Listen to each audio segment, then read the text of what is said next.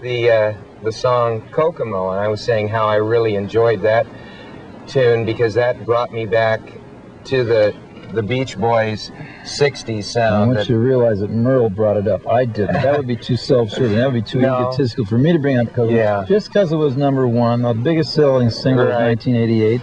More than Michael Jackson, Madonna, or anybody. Oh, excuse me. But Merle I didn't mean to say that. But I love the song. #1 in Australia for 8 weeks in a row. Did you know that? Really? No, I didn't know that. 8 weeks at #1. That's like Beatlemania time. Forget the Beatles. They're not even around anymore.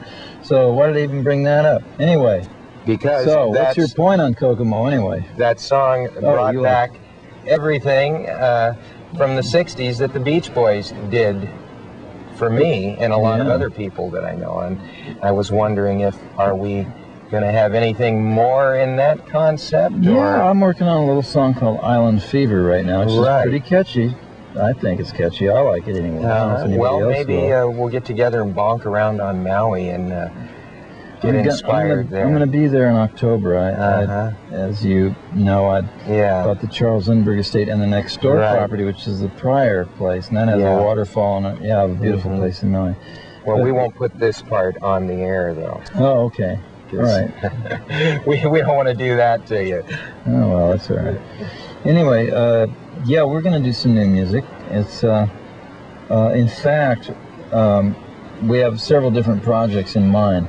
We will probably keep open to the idea of putting a single here and there in a movie, such as Kokomo was in Cocktail, and Still Cruising, our record Still Cruising, which had an album put together last summer called Still Cruising.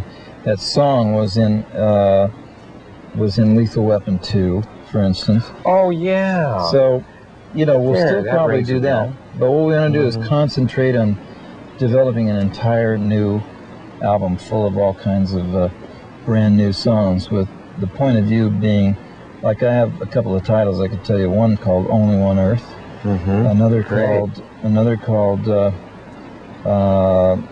Dreamin', and another called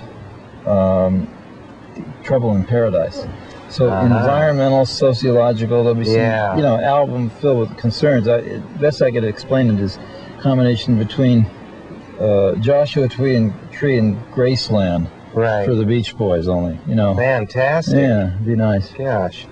Well, that's great, Mike, for you letting us in on that little bit of information. I really want to thank you for being on California Music today. And everybody across America is going to see I even wore my California cap. Yeah.